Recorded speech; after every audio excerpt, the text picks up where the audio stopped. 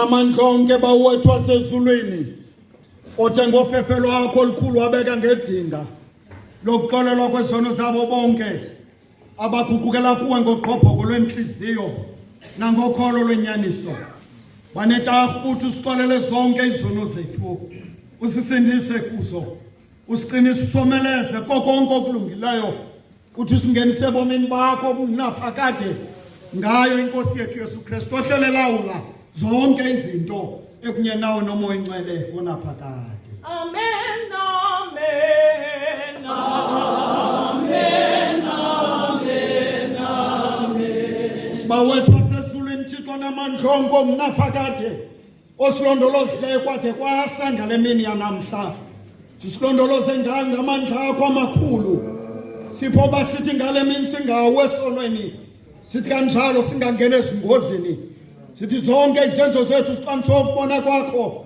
sesimane senze okulungileyo ebusweni bakho ngenxa yenyano yakho othandiweyo uYesu Kristu inkosi yethu. Amen, amen, amen.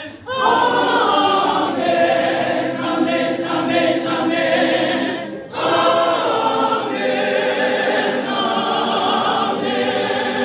Onamandla onke othe ngelixesha wasipha ufefe lokuba sithi nganhliziyonye sikuthandaze ngabanye othe kanjalo wasithembisa bawuyakuthi kwakuhlangana ababini nokuba bathathu egameni lakho ubaphe izinto abasicelayo yenzaka lo Nkosi njengokuqela lokuthandaza kwethu thina sigaba zakho njengoba kusifanele siphe kwelizwe okuba siyazinyaniso yakho siphe nakwilizwe lizakubakho ubomi obungunaphakade. Amen, amen, amen.